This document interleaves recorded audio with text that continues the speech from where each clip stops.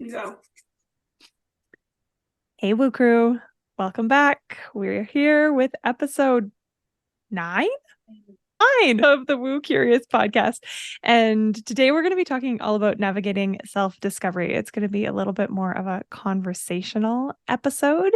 But first, we want to start a new tradition because we just love reading your reviews. And so each week we're going to pick a review to read on the pod. So if you haven't left us one yet, go and do it so that you too can hear your words in one of our voices. So this week, we are reading a review from Be Free Amy on Apple Podcasts. And she says, I couldn't wait to hit play on this beautiful creation from two incredible humans I've come to know and love. I love the title, the concept, and the offerings and topics I know you will share and illuminate on this show. Woohoo! Can't wait for more.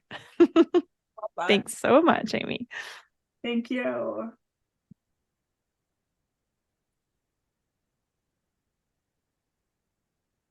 Okay, Woo Crew, we want to talk about what magical things have happened to us in the last week.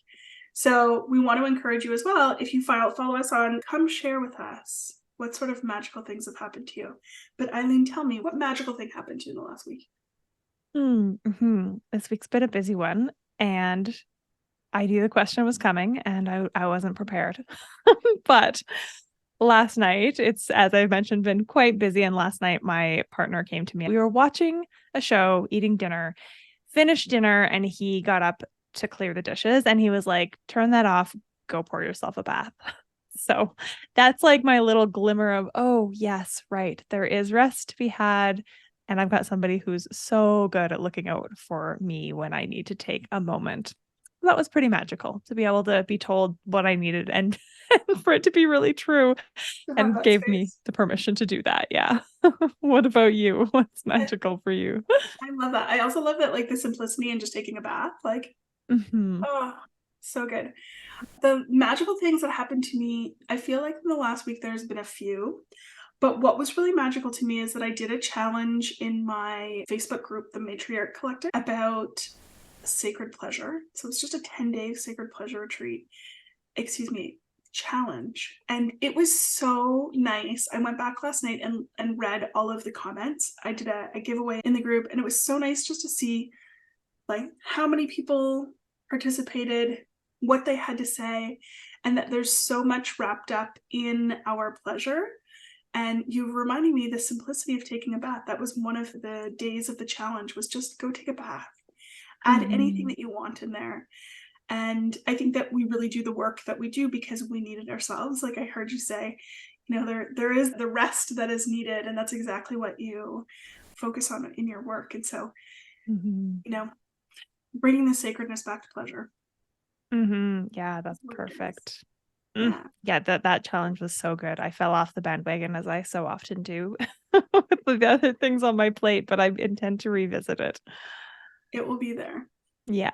Today we wanted to talk about self-discovery, navigating it, how you do that, and really just kind of bringing it back to our own stories, because we know when we tell stories, that's how people see themselves, right? We see ourselves in other people's stories, and that's how we maybe find some little moments of learning or discovery personally, is when we listen to others tell stories. So we're going to start off with like our own journeys of self-discovery. What got us here to this podcast? Do you want to kick us off? I can definitely kick us off if you so please. I was thinking about this as we had made the decision to make this the episode, and I was thinking, like, do we go back? Do we go way back? And something that, as a projector, excuse me, as a 4/6 projector, I learn in periods of my life. Like there's distinct periods of my life that are pivotal.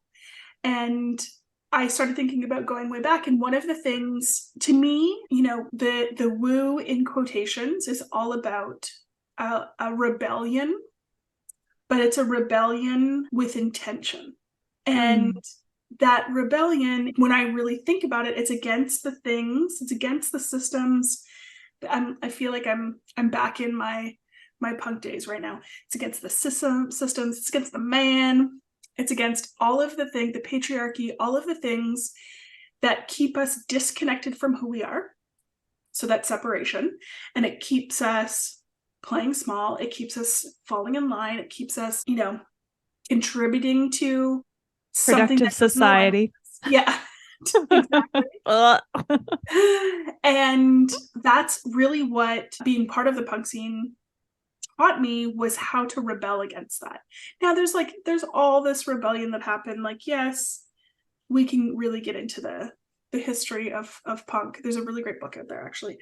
But for me and my personal experience, what really made an impact was how there was a community of individuals that, through a common thread, in this way, it was most often music, came together to all rebel in a similar fashion, if you will. And that was in that phase of my life, in that really pivotal and monumental phase of my life. It taught me the boundaries. It taught me, like, this is too extreme and this is too vanilla. And do I want to go protest and be sprayed? Yes. And I did. And it taught me a lot about mainstream media at that point. Also, at that point in my life, I was a university student and had learned a lot about how we can inflate and really conflate stories and whatnot through imagery as a history of photography student. And so it really made me realize how it was that I wanted, like, what was my purpose? What was my drive? Where was I, like, who was I rebelling against? What did the man, down with the man, who was the man, and really it was still just the patriarchy.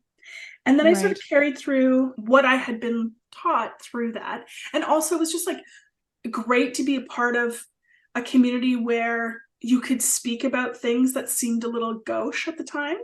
And I think that's what witchcraft really is to me as well, is, like, speaking against the mainstream in a lot of ways. Yeah. And then I, much later in life, found yoga. Well, actually, yoga sort of found me. I looked up on the internet what was good for allergies, because I had really terrible allergies. I had just started living with somebody. I had an allergy to cats. I know.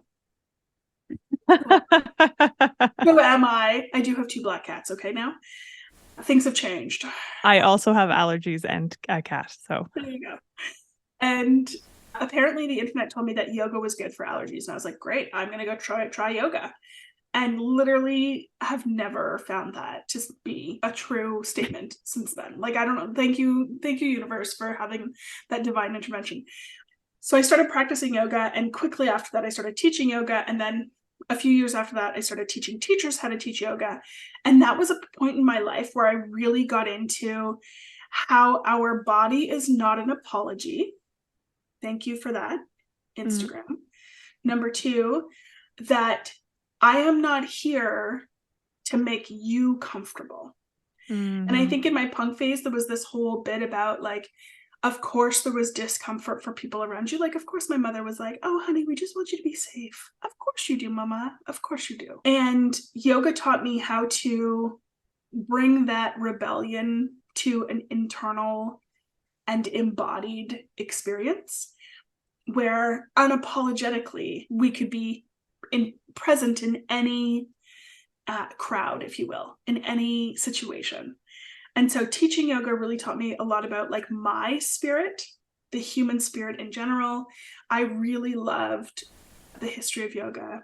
Again, just give me the history of anything, and I'm into this, really. And what really stood out to me in these moments in my life, learning yoga, was just how incredible it was to be around other people who, in their own way, were also, I guess, rebelling against whatever it was that society, the patriarchy, the man, whoever, was telling you to be, which was go, go, go to work, go home, make dinner, watch TV, go to bed. And it also really taught me a lot in that sort of phase of my life. It really taught me a lot about medicine. How we can heal. So I had a bunch of experiences during that time. I feel like I, like, missed out on my punk phase as being, like, sober. I mean, there was a thing about sobriety at that point in my life as well. And then the phase of my life where yoga really came in was like getting high off life. Is really Right. what it was. I mean, there was some other things sometimes in there, mixed in there, but getting high off life, and how we could use our mind and our breath to just completely change our state, which is just really Mm-hmm. cool. As a little, like, here's a little history lesson for you in yoga, is that yogis were feared, much like witches were feared. And they were feared because when they came into towns as like traveling yogis, when you came into town, other people could see how quickly you could shift your state. Mm-hmm. Something in yoga, a Sanskrit word called siddhis. And siddhis is shape shifter. It's the ability to change your state. And I think this is exactly what yoga does. Like you're in a pissy mood. Okay, I'm gonna go to yoga and we're gonna work this, we're gonna stretch this out of us, you know? Mm-hmm. For a little while I also had a community. Actually, I think it might still exist on Facebook. I should resurrect it. A community called Get Bent and Work Out Your Kinks, which was a I love it. queer yoga community. That was a really, oh my gosh, I can't believe I'm remembering. That was a really long time right now. Somebody go check to see if that still exists. And it probably has like 1,000 spam messages in there because it's just a rogue group now. But it really taught me a lot about who I was and how I reacted to things. That was a huge difference for me, like the response versus reaction. And then I picked up a lot about plant medicine in many different ways during my yogic phase, which was a very long phase.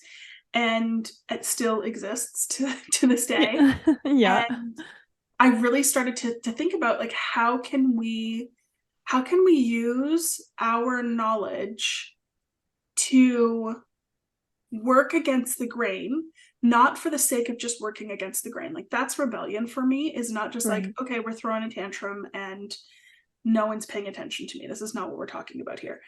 We're talking about why are you rebelling? Like, what is it that doesn't align with who you are?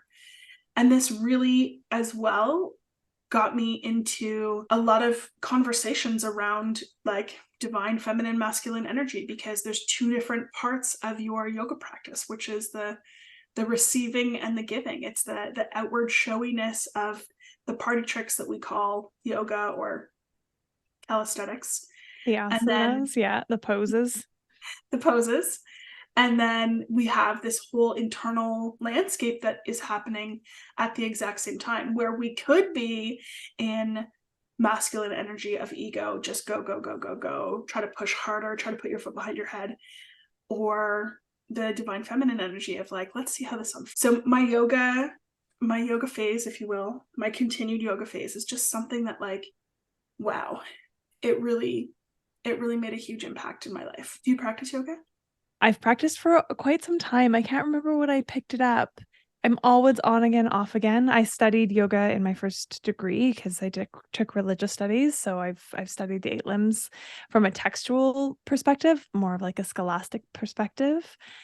And I still love it. I love the power of getting into the moment and in your body. I do remember a shift at some point in my practice where I stopped caring, like actually stopped caring what anybody else in the room might think. I'm not very flexible, never have been. And so there's lots of poses I can't really do. My knees are kind of funny. So I used to be self-conscious that my knees would point in and like, or my toes would point out. It didn't matter what I did. And there was a point at which I just stopped full on caring. I stopped watching other people in the room unless it was to be like, oh, cool, look what they're doing. That's cool. And but the judgment disappeared at some point. Yeah. That's a Yeah. magical moment. That's it. I remember they started yoga, and the studio that I went to ended up doing a 30-day practice, like a 30-day challenge, probably, I don't know, 2 or 3 days later. And I said to myself, I'm going to try the 30-day challenge. Like I've done 2 classes. Also, my experience with yoga, the second or third class that I did was called core yoga, which I thought basics, like we're in the core of things. It does not mean core yoga, people. Oh no. Or core, it means just ab work for 1 hour of hell. And I loved it. I literally was just like, this is amazing. I hate this right now. Like I'm so mad. I'm so angry. And I can't wait to complete this, to be like, I did a core yoga class. My yoga teacher, who was my favorite, used to routinely be like, let's hold plank for 10 minutes. Yeah. Quite Let's see what literally comes up. 10 minutes. He'd put on songs and he'd just like, Dance be around like, the come room. on, you're not going to stop now, are you? Just like, Kevin, stop. We've come this far.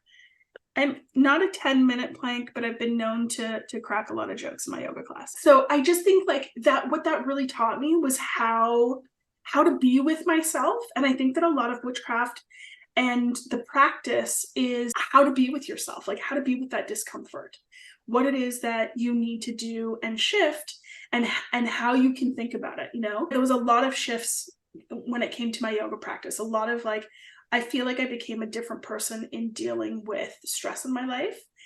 And it was totally an inside job. It was definitely an inside job. Yeah, I would definitely have memories of going back to yoga after some hiatus or other. Specifically one time midway through one of my degrees, I don't know which one. I hadn't been to yoga for a while, like over a year, and I went and got into shavasana at the end and just started bawling. I was like, oh my gosh, okay, there was some stuff there. I need to move my body more often. And I'm kind of back into that place of, okay, how do I make this part of my life again? I was really quite dedicated to my practice before COVID, and also very particular to my teacher who owned the studio that I went to. And he closed the studio not very long into COVID. He saw the writing on the wall and closed. And I haven't been to a group class since then. And there's magic in the group. And partly maybe that's my projectoriness coming out. I guess it's not specific to projectors, but my environment is marketplaces. Oh, And so I yes. really feed off of the vibe and the energy of other people around me. I get really lit up by it. So I really struggle. I do practice yoga on my own at home. I have an app, but like I'll skip the postures that are hard, and because there's nobody keeping me accountable. And I just find it lacking in a little bit of potency and depth for me. Yeah, I totally hear that.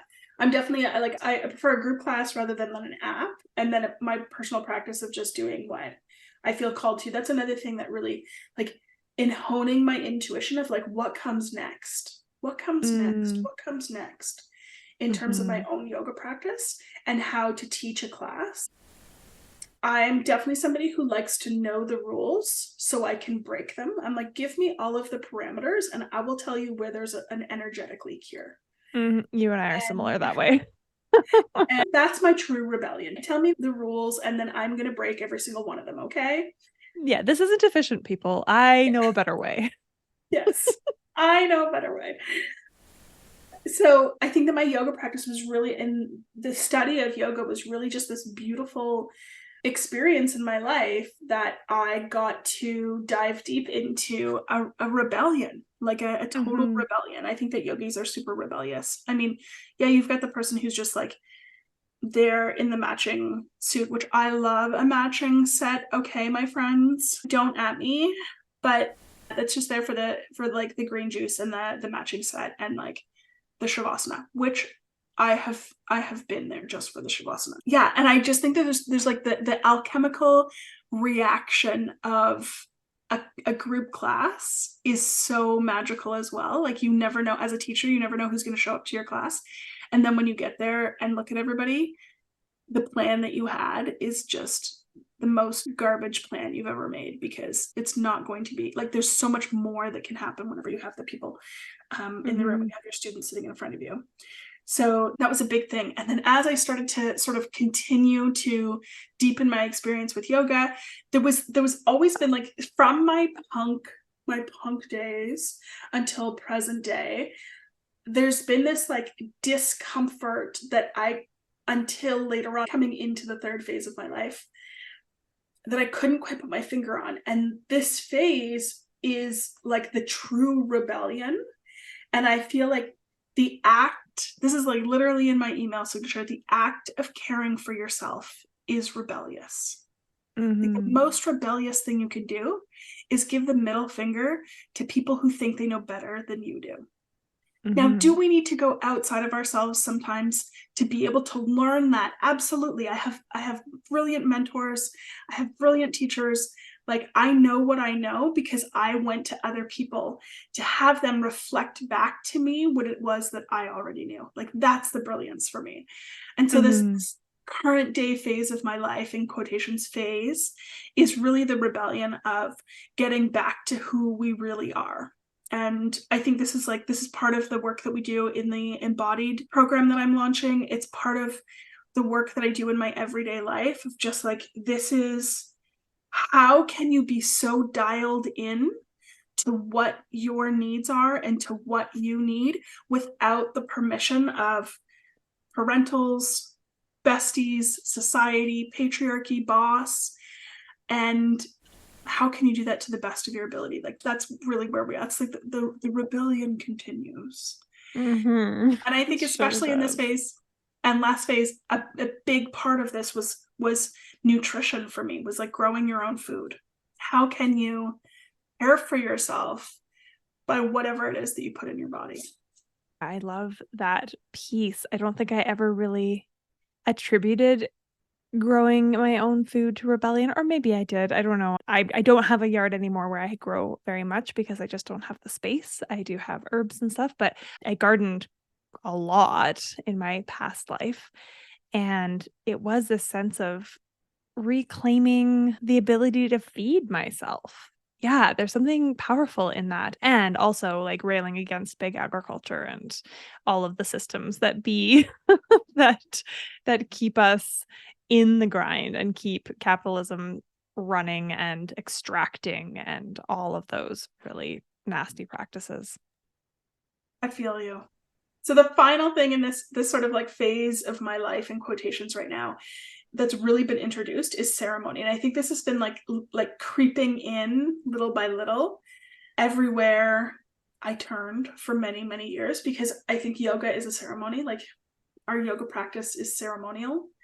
You know, we have bhakti yogis who it's just ceremony, where there's a devotion, like a singing and devotion, or karma yogis, like it's just a ceremony. And this last phase, what's been so amazing is 2 episodes ago, we talked about the sisterhood wound, and really healing and being in sisterhood with so many women is like the literal magic that I needed in my life. And I think even us coming together to do this podcast in the last few years, so many things have come into my life that have been exactly what I needed in terms of community. And now here we are, even building Woo Crew as we go along. You know, this is really what it is. And ceremony, to me, the magic of ceremony is just the quantum leaps that we can do. I did therapy for many, many years, and I love my therapist. If you need a therapy recommendation in BC, you just reach out to me. And there is nothing that I can do in therapy that is like the quantum leaps that are done through ceremony. Temple ceremony in particular is just this opportunity for us to really lay down everything from the outside world and make those quantum leaps on the inside world through ritual, through coming together, through meditation, through practices. And there is no other way to describe it but magic, and alchemical magic. I love it. I love it. Sitting in ceremony it's truly magical, and creating those spaces where we can come together and connect. My Wheel of the Year ceremonies have just been getting more and more deep and juicy. And as the women keep coming, there's a few people who come to like every single one, and really starting to trust the space. It was interesting. I had an explicit conversation with one of them who has come to pretty much every single one. We're also in like friends outside of that. And she was saying she really struggles. She holds space for people, no problem. She's not uncomfortable with other people sharing, but she struggles to share and to be vulnerable. And she's starting to feel like she feels safe to do so in that space, which is like the deepest honor, to be able to hold that space where women feel safe opening up to each other. Mm-hmm. And there's such a difference between like holding space and being seen. Those are complete, like almost opposite ends of the spectrum. Because as caregivers, it's really, I want to say like natural. It's not always easy. There's a natural instinct to hold space for people to heal. And I think that's one of the things I really admire about a lot of the healers in my life. for being women. It's just like, it's just cozy in there. Mm-hmm. But being seen, that's some serious healing that happens whenever you're seen. Yeah. Yeah. It's potent. It's scary AF, but it, or it can be for many of us. Tell me a little bit about what brought you to where we are today. Yeah, sure. My own self-discovery path. Oh, it's interesting that you started off by saying your life lessons have gone in kind of stages or phases. Also have a 6 line in my projector profile. I'm a 3/6. And so I also have this sense of kind of like, yes, there are these like coming into myself stages. And when I think about it, obviously you could break it into many, many, but there was a really big shift that happened when I started what really felt like the beginning of my actual self-discovery journey when I was in the depths of my marriage, which I'm sure I've already referenced on here and probably will get referenced many more times, but it was a deeply unhappy place for me to be. And I was struggling really hard because I was trying so hard to be good and take care of his needs and not hurt him and do what society told me I should. I knew I didn't want to get married before my wedding, but I couldn't call it off because everybody was already coming. Oh, my poor little self. now, Expectation. now I'm like, let's have a party. Everybody can come. It's not going to be the party you thought you were coming to. But so I really started with therapy in that relationship was kind of my first introduction to anything self-discovery, self-help, navigating that whole world. I remember my first therapist recommending The Gifts of Imperfection by Oh, Brene Brown to me. And that I book had, needs to be a must read. yes, I had never felt so deeply seen in my life. I was like, what?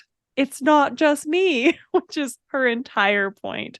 So that was my first entry into this world of discovering myself. And to keep a very long story short, eventually, years into my marriage, I finally had done enough work and also self-destruction and was just at the end of my rope that it was enough. And I finally left. I made the leap. And it was interesting because when I first started to go to therapy, I also started meditating around the same time. And so just even getting out of my head and into my body was kind of foreign to me. I've always had a fairly good sense of my body and space. My mom does a lot of body work. I grew up riding horses. My mom teaches. She teaches something called centered riding, which is all about like how your body impacts the horse. And I've done something called Alexander technique, which is another body use technique. So I've had good body awareness, but not good emotional body awareness. Mm. I think that was the difference. I'm an Aquarius sun and moon, and I'll be damned if those emotions didn't piss me off every time I had to feel them. And so it was really a lot of starting to learn how to reconnect to my intuition. My intuition was screaming at me in the form of heartburn, but I couldn't hear it. I had no idea. When my mom said, I only get heartburn when I'm stressed, I was like, I'm not stressed. Except that I was so stressed. I was so stressed because I was trying so hard to make something work that was really broken and wasn't for me. So that was the first kind of really big, like, oh. And then I had most of a year until COVID hit of diving into just liberated self-exploration, feeling like I was in a place in life where I actually had some confidence again and really sinking into that. I was wild. On my weeks off call, I was a bit wild. I traveled a ton. Yeah. It happens when you come out of a long relationship or a hard relationship like that. Even if it wasn't you who ended it, usually once there's some healing that happens, there's a bit of a switch that goes like, oh my gosh, I'm me again. And then COVID happened, and COVID brought to light everything that was not healed for me, that I was kind of masking with this, like, I'm going to go away every other weekend and I'm going to, drink and I'm going to have fun with other things and like just generally suck all of the juice out of life. But that was keeping me afloat. And when COVID hit and I no longer could go out for breakfast after all night birth, I couldn't travel. I couldn't do all these other things that would fill my tank back up and allow me to keep coping with that job. It was like this come to Jesus moment. And I use that term very on purpose in this setting. Yeah, it was a come to Mary moment. Let's be real. Yeah, come to Mary moment. Ooh, I just started reading The Madonna Secret last night, and it's so good. Anyways, another book. But this is when I was like, I need something. I wasn't ready to leave the job. I had no idea what I was going to do. I was like, I want to learn. I don't want to go back to school again. And I quite literally stumbled across a life coaching course because a friend of mine was in it, and she kept writing these really beautiful blog posts reflecting on what she was learning in this class. I didn't even know what a life coach was. I had no idea. Like, what is a life coach? And I Googled it and I was like, ooh, there's some really nasty clickbait out there if you Google life coaching course. But I trusted my friend and the course that she had come through. It's called the Center for Applied Neuroscience. So immediately I was like, well, this sounds pretty legit. And it is, and it was. And I enrolled for that initially to just grow and learn. And it, along with wild medicine healers training, these things happened at the same time, because I also was like, I want to be in Nadine's energy. I think energy healing is actually totally made up, but I just want to spend time with this woman. That's where I was at when I entered it. And I kind of went into both programs at the same time in order to grow, in order to start learning and who I was and how I could reconnect with these feelings that kept bubbling up. And I'm like, what are these things, these sensations, these nudges, I guess? Now I call it intuition and deep knowings and connection to source and all of those things. But at that time, I had no words for it. So that was like my real big embarking onto a deep journey of transformation and self-discovery, was having that space. There's so many silver linings that come out of COVID. It was horrible and it was awful, and life would have been absolutely different if it hadn't happened. In some ways that might have been good, in some ways that really would have been unfortunate, probably for me personally. What I love about this is that, like, through the stillness of the pandy, what the pandy did for us was took away, like you said, all of the distractions that we could no longer cope with. It took away a lot of our coping mechanisms and showed us all that we had left. And all that we had left sometimes are things that is literally nothing is tethering us to anything. We have no bigger meaning or purpose in life. Yeah. I actually, when I think about my favorite summers ever, that first summer of COVID was actually my favorite summer ever, because there was nowhere to go. There were no plans. And I just spent the whole summer, every chance I got, down at the river, swimming and laying in the sun and reading in the park. And it was the first time in my life I'd had so much spaciousness, so much downtime, and learning how to fill it with things like journaling and meditation and reading and just being present. Good stuff. Yeah, really good stuff. I actually think fondly of that summer often. Remarkably. And then the next kind of phase, I guess, was really coming out of these two programs, this medicine training, coaching training, and realizing I needed to leave midwifery behind and stepping into the path that I'm on now, into this phase or stage of life, which is really carrying on so much of what I loved about midwifery, which is holding space for people, being present with them, holding a space for empowerment. I think there's a lot of just like that rooting, grounding energy to share with people that I love doing, and taking it on this new level of, okay, now I have words for my intuition. Now I have words for what those nudges and that connection was. Now I have words for the like entirely indescribable magic of what sometimes happened between me and my clients in birth rooms. It's like that energy medicine was always there. I can now identify it and call on it at will.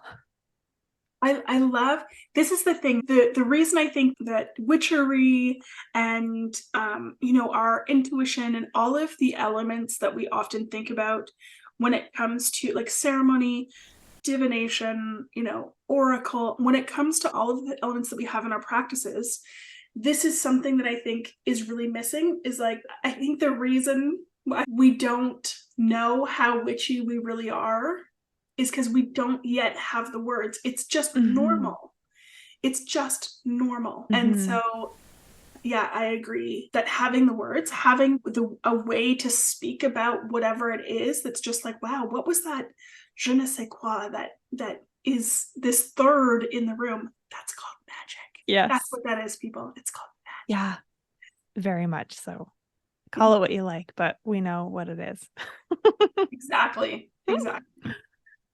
And I've already kind of mentioned in what got me here, my kind of big 3 phases, a few books, because books have been integral to my self-discovery journey. For me, and I think I share this with a lot of people, they are a really potent way of accessing ideas or information about ourselves that sometimes we can't access unless somebody gives us words, as you just mentioned, to describe them and to connect in with them.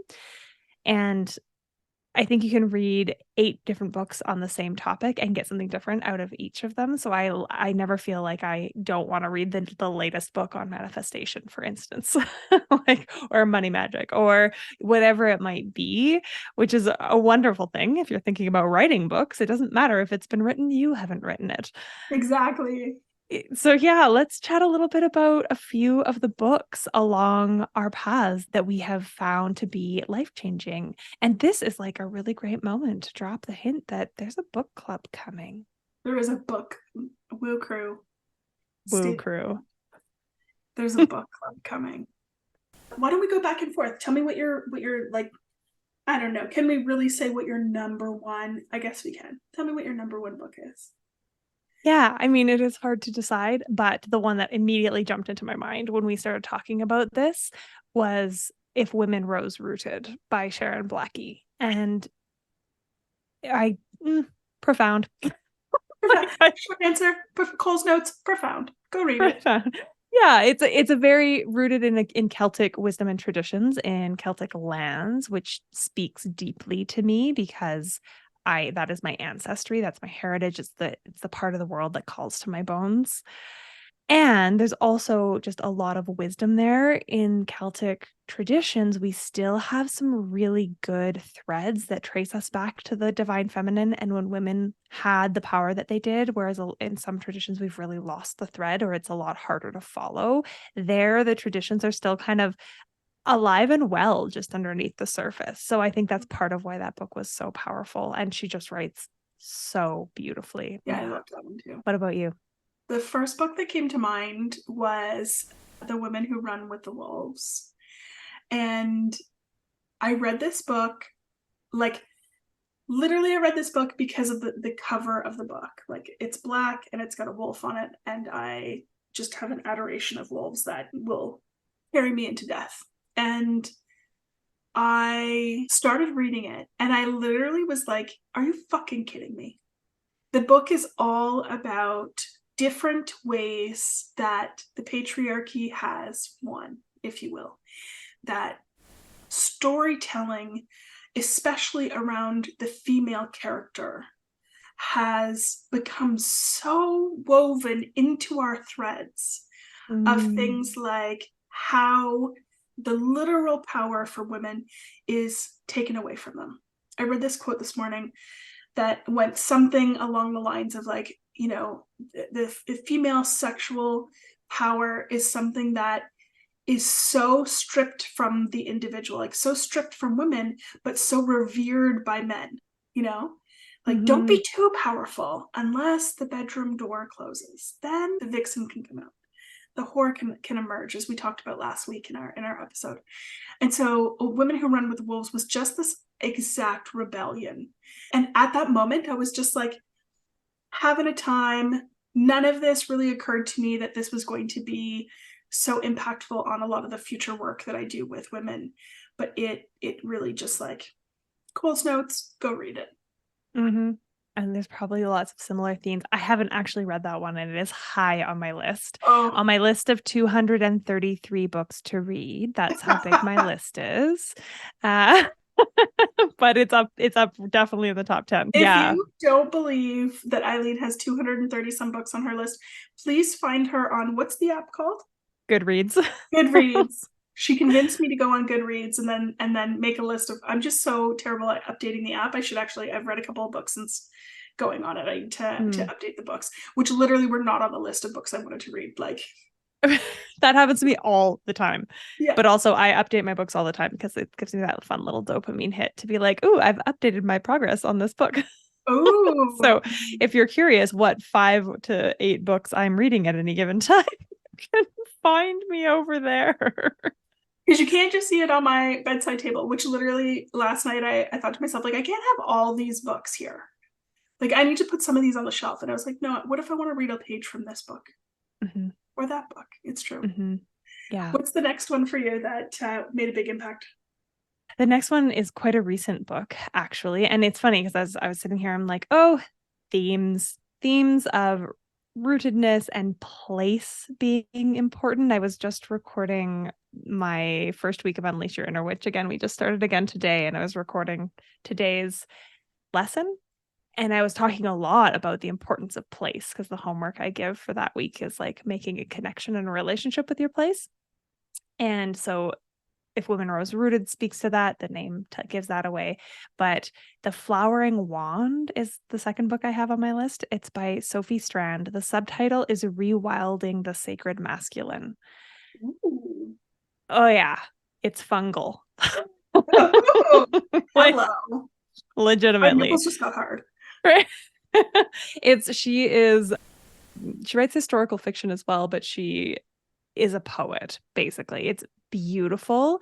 And she takes all of these myths, very common known myths of various deities, in this case, male deities, although obviously female deities show up, and she resituates them and follows the threads back to before the patriarchy. Again, there's a lot of Dionysus. He shows up a ton because he's fairly, he's not of the patriarchy. Let's just say little androgynous, a lot wild, and also very much of the places that he pops up. She talks about gods and goddesses popping up like the fruiting bodies of fungi in different places in the world. And so it was one that made me think about all of the ways that the masculine has been stripped from men as well, and from religion or spirituality. It tied well, very different, but also I feel like they fit together with The Love of Men by Liz Plank, which is all about toxic masculinity and how it negatively impacts men in society today. So one is a very like, this is information for you about the exact state of the world right now. And then The Flowering Wand is like, here's some poetry about ancient gods. I love the idea. It's The Flowering Wand is now on my list. I've never read it. It's not that long either. It's really good. I feel like it's a good like accompaniment to The Women Who Run with the Wolves. Mm-hmm. I suspect most of our books are going to be True. Very true. good accompaniments. What's next for you? The second book on my list is Witch by Lisa Lester, which is a more recent book as well. And the reason that this book is on my list is because I think it lays out a really simple and yet sacred practice of the witch in that book. And she has another book that I just picked up as well, Self-Sorcery. And I think what she really does so well is lay out how to practice some witchery without it being like blood of goat, eye of toad, you know? Right. Yeah. There's no sacrifice. Well, I feel like there's a sacrifice in a lot of things, but there's nothing sacrificial, if you will, in the book. And I think it's just a really beautiful simple guide for somebody who is curious about what being a witch really is. I love that. Yeah, I've read a couple books about witchcraft, but they were pretty surface level. It felt like they were both illustrated, which are lovely, but I haven't delved too deeply into books with witch in the title, partly because for me it is so much about, like, if Women Rose Rooted was all about witchcraft in my mind, right? Like, it's that connection to earth, to our bodies, to the cycles, all of that stuff. Yes, for sure. And speaking of that kind of like simple magic, the way that it just is and can be part of our daily lives, I'd love to mention braiding sweetgrass here. I cried at the end of every single chapter. Every now and then I'd get to like the last paragraph and be like, oh, I haven't cried this time. And then something would get me in the last paragraph. I shouldn't say I cried at the end of every chapter. I cried in every chapter. Yeah. But the few times when I thought I was going to get through the whole chapter without crying, I did not. So it's so beautiful. If any of you listening haven't read it, I highly recommend it. But there was a story, Ellie, when I mentioned this book to her yesterday, she was like, oh, you know what I really love? And I was like, the dad pouring out the coffee grounds. And so if you're not familiar with the book, if you haven't read it, she tells the story of camping with her dad when she was young, and part of the morning ritual would be to offer the first sip of coffee to the ancestors, to the land, to the spirits, and how magical and potent and beautiful that was to her. And then how later in life she realized also they were making cowboy coffee, that the first kind of like splash of coffee was full of grounds. And so it was also like they had to pour out that first sip of coffee because nobody wants a mouthful of coffee grounds when they're drinking. So it was this beautiful marriage of something that was going to get done anyways, but turning what could just be like a really casual, almost wasteful practice into something sacred and meaningful. Yeah, I love that one. I actually was just thinking as well, her dedication, like the book is full of beauty. Like it's full of mundane beauty is what it is. It's like everyday life and how can we make it magical? And I was just thinking today again about this book and how like her dedication to pulling out all the weeds in the pond. Oh yeah. Come on. I'm like tearing up right now. Like how beautiful her dedication to that was, you know?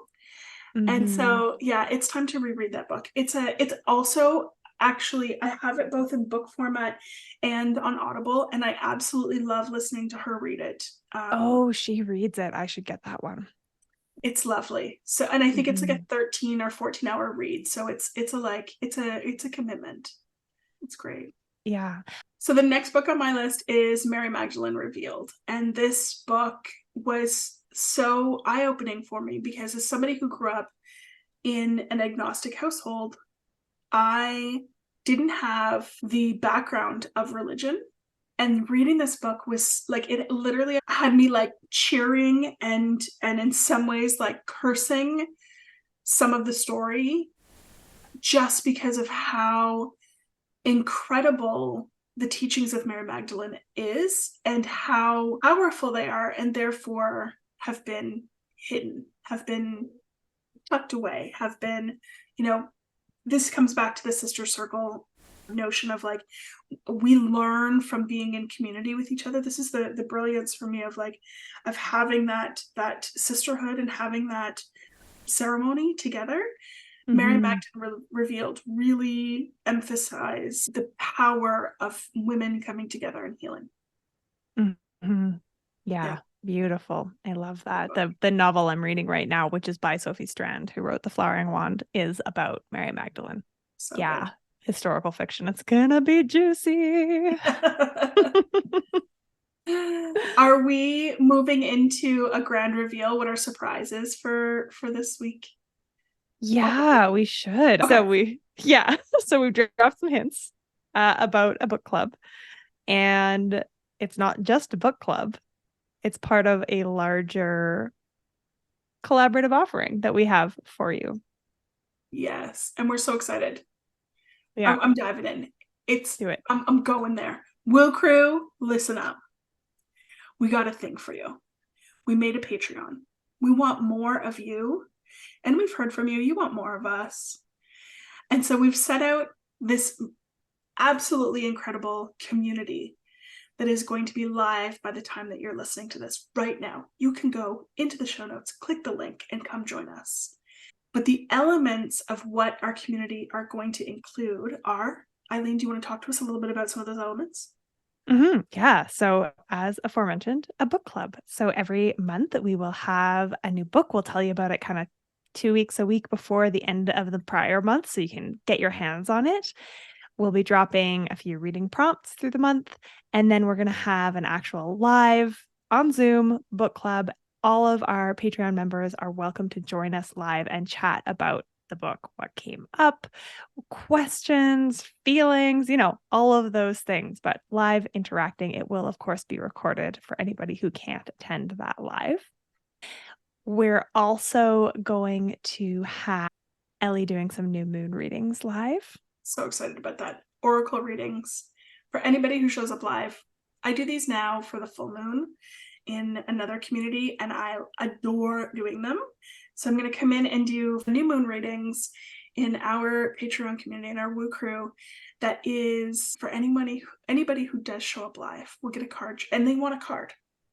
We're going to talk about the elements of the new moon. We're going to talk about some of the things that might be going on in our life in that exact moment with the energetics of the sun, moon, and stars. And then we're going to dive into pulling cards. And for anybody who has had cards pulled by Ellie, she's magic at this. Thank you. Yeah. We're also going to have seasonal rituals for you. I have seasonal guidebooks for each of the 8 Wheel of the Year ceremonies, and anybody who is inside of the Patreon will be gifted those at each turn of the wheel, along with some altar tips, like a build an altar with me. So I'll be doing the Wheel of the Year altar changes, and I'll either record a video or I might make a little photo library guide of what's going on my altar, why, so that you can get inspiration for building your own. And Ellie will be building some altars as well. Yes, we'll do some archetypal altars as we go out. And then the shout outs. I think that everybody wants, everybody loves. I love a shout out. You'll also get a shout out on the podcast for being part of our Woo Crew on our Patreon. You will indeed. And we will also be doing a monthly group. This is the thing, people. This is what you've been asking for. This is the literal reason why you go to the link in our show notes and you're going to be like, yes, I want this. It is a monthly anything goes witchery Woo Crew community gathering where you're going to be able to ask Eileen and I questions. We're going to talk about probably a host of things. Let's say we're going to try to keep it to an hour, but we're going to see how that goes. And that's going to be exclusive to anybody who is a Patreon in our community. Yes. I'm so excited about that. Eventually, we're going to have stickers. We don't have them now, but they're coming. And if you are a Patreon member, you will get one or many when they arrive. And I'm also working on some tote bags and some mugs and other things that we'll be able to offer our different levels of patrons on our Patreon. Yes, totally. And there will probably be more, as our mentors, Kayla and Nicole, like to say, delights and surprises. That's exactly what they are. Definitely. So you can find that link in our show notes to become part of our Woo Crew. And we're so excited. We're really just so excited to be a part of this. It is going to be 11/11 for every month that you're a part of our Patreon. Beautiful number. Coming through. Who can resist? Who can resist? As always, we're also going to drop all the links to our various personal offerings that are happening down below in the show notes. But for now, we just want you to really go run over to Patreon and get in there, because we can't wait to start connecting with you in real life on Zoom. In real life. In real life on Zoom. Thank you so much, Woo Crew, for listening. If you enjoyed this episode, go ahead to wherever you listen to your episodes. Actually, go to Apple Podcasts, because that's where you can leave a review. leave us a lovely 5-star review. We're going to start reading them out on that pod, so maybe you'll hear yourself. And as always, if you have questions, come connect with us over on Instagram. You can find us at the Woo Curious Podcast. And we will see you next week. We'll see you next time. We'll see you next time. Thanks so much, everyone.